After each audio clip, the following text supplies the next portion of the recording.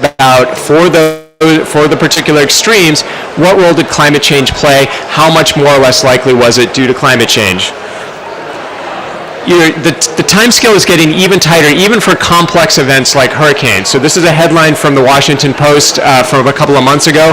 This was, I believe, about 2 days after landfall of Hurricane Ian in South Florida. So it was a major storm.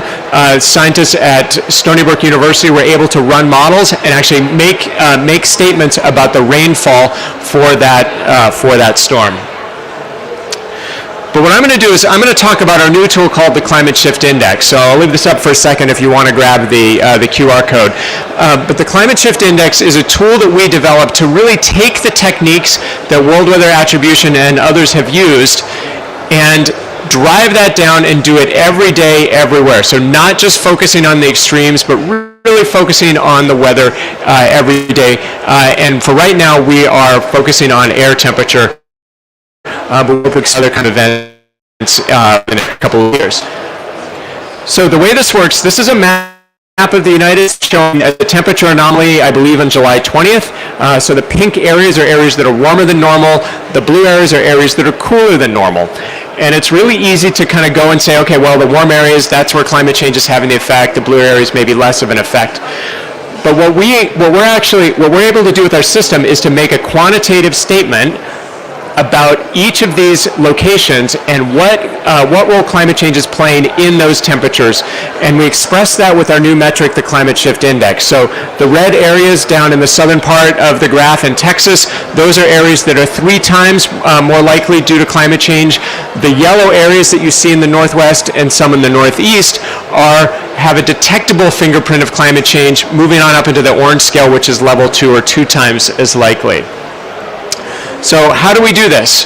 Well, we start with the distribution of temperature in today's climate, and we're getting that from NOAA's climate forecast system, the CFS climatology.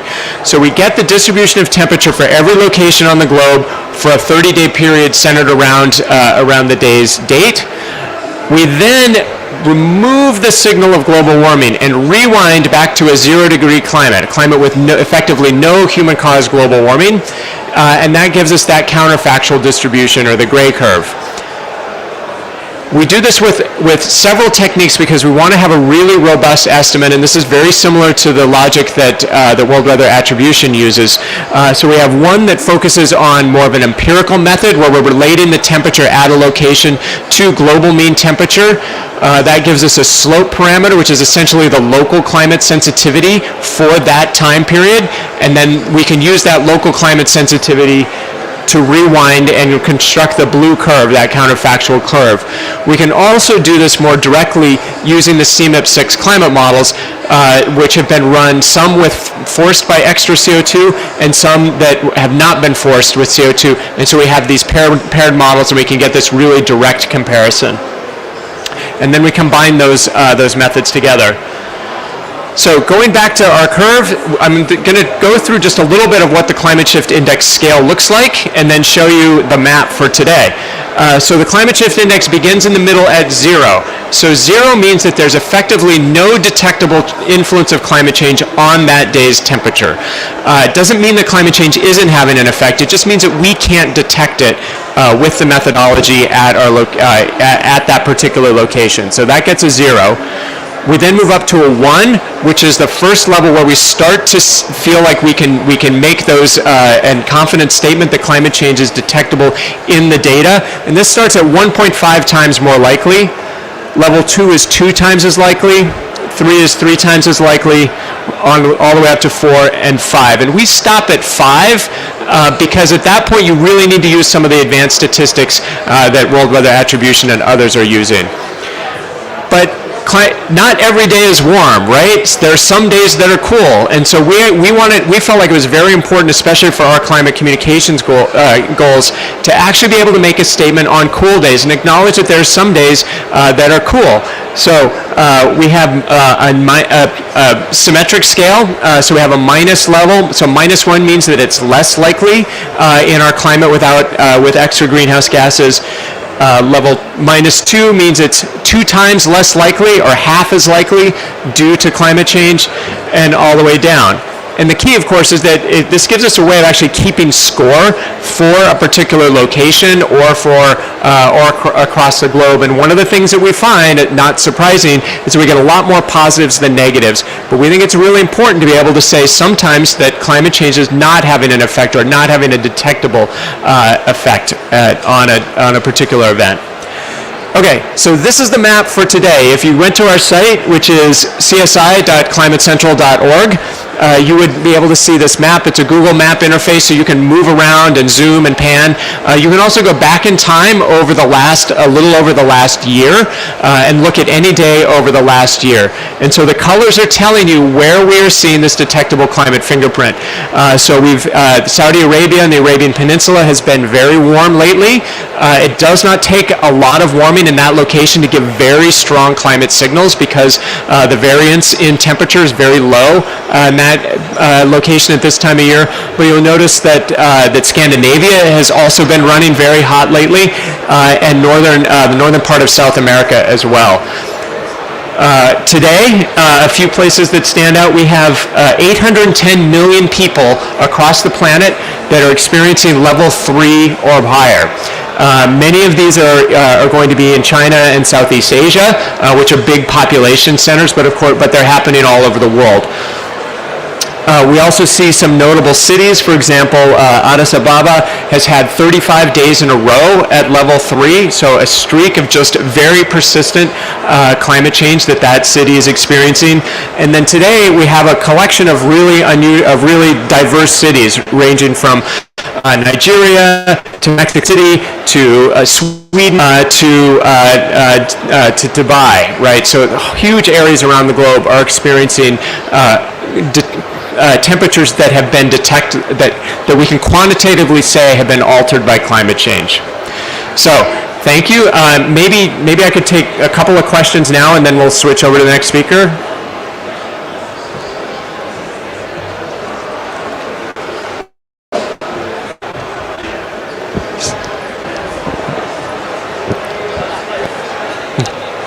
Sorry, 1, 2, and 3.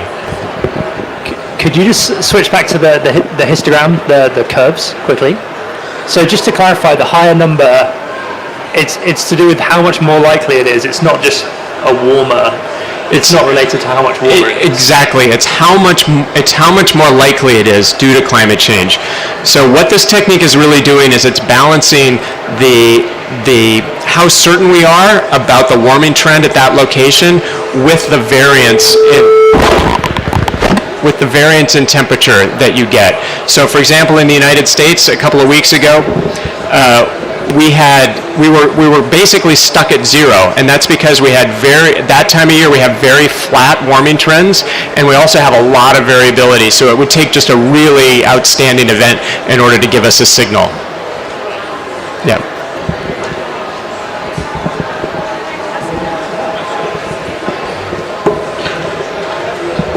Thank you so much. I have a question about the semantics, because sometimes code events can also be due to climate change, for example, and in your communication then you have to deal with that. And then the second question is, do you have in the future plans to also include damage in your index somehow? Because the fact that it's a bit warmer right now, for example, in many areas of the world doesn't have any strong impact or something. Yeah, so I'll take the last question first. So one of the things we are going to be doing is a hindcast going back from 1978 to present, and we will keep that updated. One of the things we really want to do is start to get at some of the damage and impact. So really look at places that have had a persistent high level of our climate shift index, and are those places where we see where we can document damages. And just other work, we're very interested in linking it to impacts as well. To your question about cooling, indeed, that's something that we think we're going to have to deal with a little bit more as we move. We're contemplating an ocean temperature product. So the cooling hole, the blue hole in the North Atlantic, is a very robust feature in both the observations and the climate models. And so that's one where if it gets warmer, it would actually be negative on the scale. So negative doesn't necessarily mean cool. In this case, negative means less likely, but for most places, most of the time, it's gonna line up with temperature. All right. I think one more question, and then I'll go to the other speaker. And this is going to be a very short session, so there'll be time to talk to both of us after. Thank you.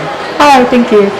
My question is how you see the sort of the role of this tool being used in climate change communication and perception, and sort of the polarization and politicization of the climate crisis. So how we can use this tool as science communicators. Thank you for that. So we developed this tool very much as a communications product. We released it this summer for the United States. I showed the U.S. maps, and that was because we worked very closely with the community of TV meteorologists in the United States, and we developed it specifically with them in mind. So we had usage in, I believe, about 35 states in the United States this summer, about over 300 kind of unique hits throughout the summer. The global tool, we launched that about 2 weeks ago, and it happened to coincide with when Europe was very, very warm. And so the existence of this tool allowed reporters who were covering that story to put climate change in the headline of those stories, which is something that they and their editors would have really had a hard time doing without some kind of quantitative, independent evaluation. Okay, thank you very much, and I'm going to turn this over to our next speaker, and then both of us will be around to take questions after.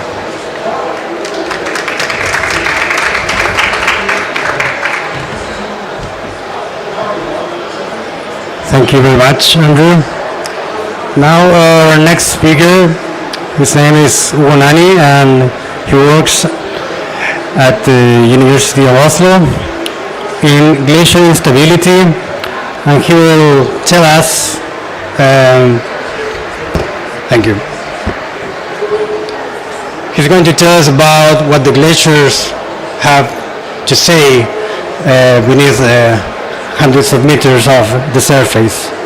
He works in the Alps and also in glaciers in the Arctic, so please, Hugo. Great, thank you. Can you hear me well? Yeah, great. So today I wanted to present you both some results that we obtained on glacier in the Arctic, but also a new perspective on listening to the glacier and listening to some voices that were not that common to listen to, and that's why I entitled my presentation The Whispers of Glacier.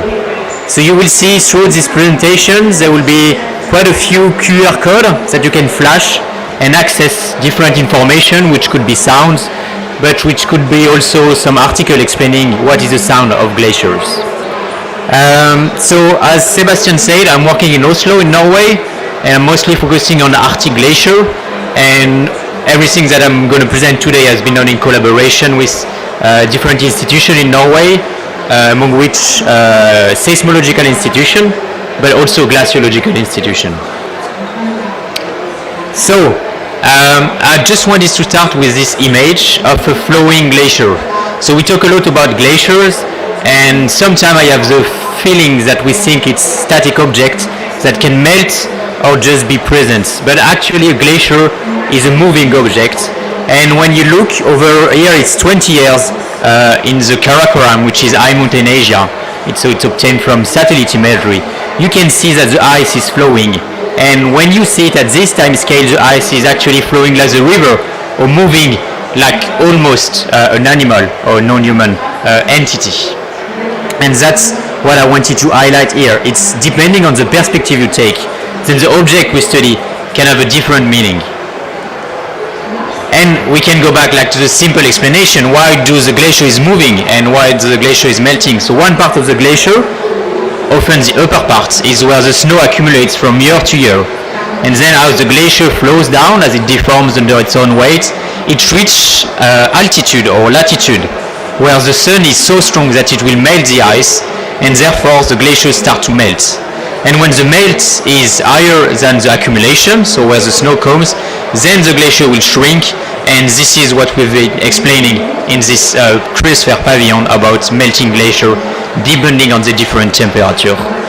But the mechanism of a glacier, when you see it like this, is quite simple, and you can see that we have different colors and different arrows.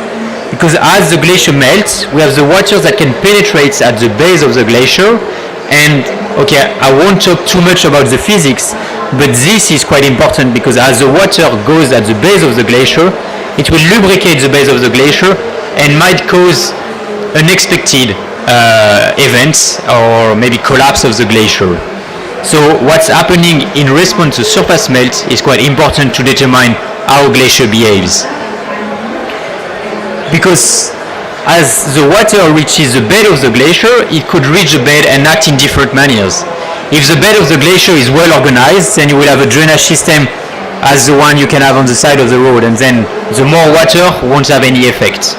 But for some glacier, if you put a little bit of water, then it will be like a slippery road in winter or during rain events. So just to highlight that there is not a strong relationships and a unique relationships. And these non-unique relationships may lead to some unexpected events that are called glacier surge. So again, I take you in the Karakoram, in the same area as before. It's the same timeline, and before you could see that the glacier was gently flowing, just like a normal river. But in this figure, you can see that some of the glacier just fall down to other glacier, like almost if they were collapsing as an instantaneous collapse. And of course, the other end member would be what happened last summer in the European Alps in Italy, where a glacier has been detaching and then falling on a few hikers and mountaineer people. So just to highlight that glacier can be flowing in different manners, and the way the water will influence the glacier really influence the way the water will behave. And what we are doing with my team is to try to understand what can trigger such events, which is both interesting from a scientific point of view, but of course it's interesting from an early warning or maybe a risk analysis. This is a bit just a recall of the headlines that happens in the Alps. And of course it's also recently happened in Pakistan in last May, where a glacier triggered just a big floods and a lot of people were impacted by that. And this is what we are trying to understand, what could be the impact and how could we better understand what's happening. And to do so, I want to introduce you to the method I'm using, which is seismology. I guess you know seismology for earthquake. So earthquake is, two plates that moves and create a vibration, and then you can put a seismic station and look at ground shaking. But the same thing happened in the ice. As I showed you before, the ice is moving, and of course you can have different processes that will create vibrations that could be recorded. This is why I was telling that I'm listening to the glacier, because when you look at the wave and the ground shaking, it's just a sound and it travels within the glacier in a similar manner. So we installed this instrument and we went up north. Told you I'm from Norway, so we went up north to Svalbard, where a lot of glaciers are surging, and we are trying to understand what's happening. So of course it's not a place that impacts directly a lot of people, but it's a good place to understand the mechanism, because it's near Norway, but also because there are a lot of glaciers are very sensitive to this surge or collapse events. So it's a really good place to investigate such processes. And we targeted a glacier, so this is my only physical figure of the presentation. The color bars show the time. So green is 20 years ago and pink is now. And okay, well, it's right in front. This is the front of the glacier, and then so the glacier is flowing towards me. It's a 20-kilometer long glacier, and we have observed that over the past 20 years the glacier velocity has been increasing almost by tenfold. Like 20 years ago in the 90s, the glacier was really quiet, and now the glacier starts to accelerate from year to year as it was starting to waking up. That's why I call it the white whale that wakes up, because when you look at him, it looks like a sleeping white whale that is slowly emerging and maybe will surge and maybe will collapse. So that's why we investigate this glacier and we install different instruments at different locations where you have the yellow or the green stars. So, and here starts the different QR code. You can flash it and you can see in details what we have been doing on this glacier. just wanted to highlight that what we are doing is accessing to the bed of the glacier, and a glacier is not only a thin layer of water, but here this glacier is more than 300 meters, and that's how you can see that glacier have a huge potential in sea level rise, because it's a huge amount of water that is stored in this glacier up in the Arctic. And what we have been doing is that we have been installing instruments at the base of the glacier, really to understand how well it is coupled or not to the base of the glacier. And that's just some picture from the field. And I just wanted to briefly highlight you what we observe. At the top, so it's 1 year of data of measurement. At the top you have the blue curve that shows the total amount of melt. So surface melts because temperature gets positive during summer. And what I want you to focus on is the black curve at the bottom, which is called the seismic intensity. And it shows that the more melt we have, the more seismic activity we have, because the glacier starts moving, which what I want to highlight here is that with seismic you can really investigate glacier displacement and therefore kind of know a bit before when a glacier is moving or when those glaciers start to move, the same way as we do for earthquake. So what has been done for earthquake for 50 years could be applied now on glacier to monitor them and maybe do some early warning system. And now that I've been showing you some figures and some graphics, I wanted to present you a sound and a little travels to the Arctic and to the bowels of glacier. So it's a 5-minute piece, and I hope the sound will be okay, and I'll let you to this sound. Then I think you can launch the sound now. Yeah.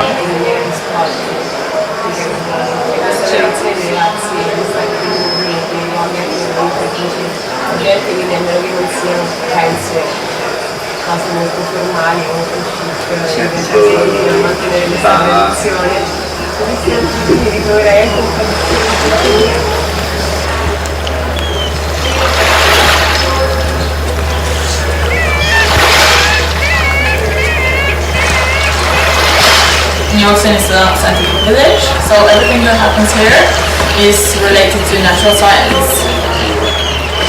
Nothing seems to work on a glacier. You can have things working in the...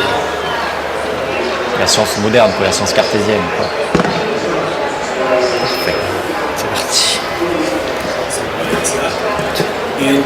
Okay, it's a bit more difficult than I thought to hear it.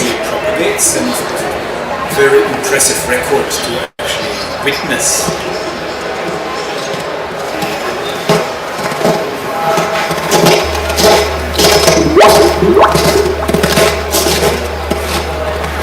That is something that was actually took many years and many trials.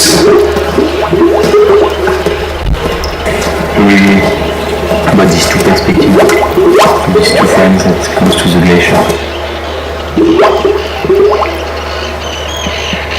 Tunneltonen mot opp, vind på flyplassen er fra 80 grader, 14 knop, 1005.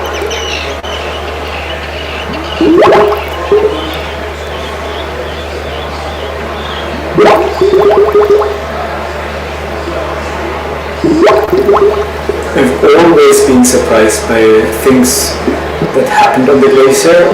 Because there are a lot of people that think scientists, like climate change is an opinion. Science is an opinion. Without really seeing the work behind what does happen. What should I do with this spare geophone? Collect them all together at one place. And should I disconnect the geophone that I connected or not? Can we just have like 30 seconds of silence?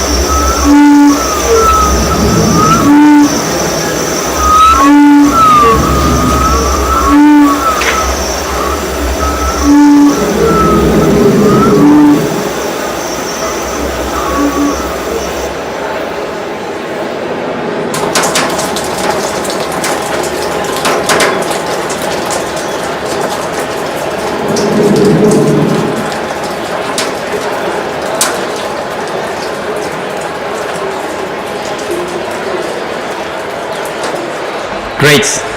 So, yeah, sorry. So you can find the sound on SoundCloud, and it was a little travel from Southern Europe, from Italy. Maybe you've heard some voices, and going up to the Arctic, towards the interior of the glaciers. So the idea was really to take you towards the glaciers, that you see a lot of numbers, a lot of figures, but to remember that it's also moving objects. And what triggered me to make you hear this today is that 50 years ago we had this album that was called The Song of the Humpback Whales, and you've heard maybe some sounds of the whales during the piece. And this piece of music that was released, what was one of the triggering of the moratory around whaling, because people realized that whales had different sensitivities, and the fact that they could hear it made people change.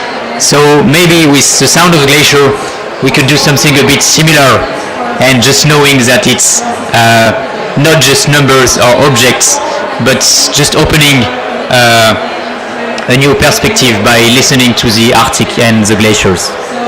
Thank you.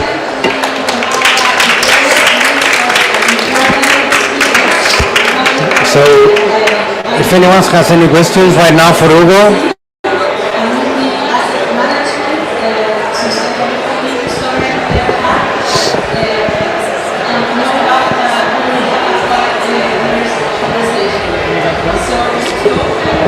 So, ironically, I used to do whale acoustics. So I'm really interested in, have you been able to string together a longer recording and do things like look at annual cycles or diurnal cycles in the changes in the sound? Yeah. So the question was like, do we have longer term record? So basically every measurement we do can be transformed in a sound. So we have years of glacier sounds. And what we start to see is that some places become more and more quiet because the glaciers start to disappear, while places start to be more and more active because glaciers are accelerating and collapsing. So it's a lot of sounds now.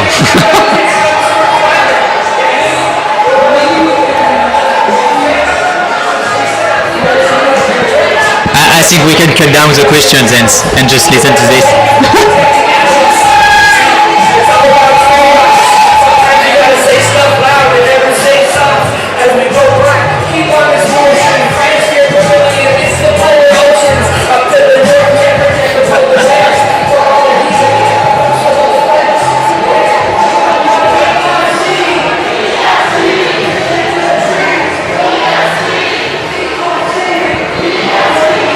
okay, any more questions for Hugo? Yeah, thank you, Hugo. That was fantastic. I have a quick question for you. How have people reacted to these sounds? Here we are at the Crosby Pavilion. There are quite a few glaciologists in the audience.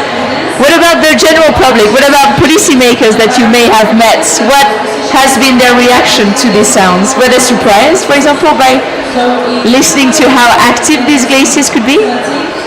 Yeah, so I haven't met a lot of policymakers yet, but I'm hoping that these sounds will come to their ears. But most of the people I've met, which is more like civil society and a lot of kids and teachers, were surprised by the sound, that it makes a sound. And there were like some kids who were saying, oh, it's alive. And I think it was the main impression that I had, is that everyone was like, oh, it's something that is actually moving and making sounds like it's crying.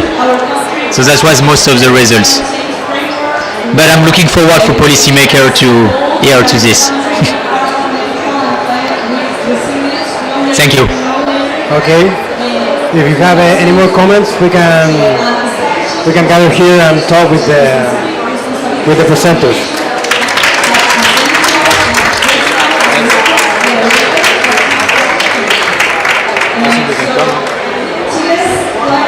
Maybe, I don't know if there is some more question or...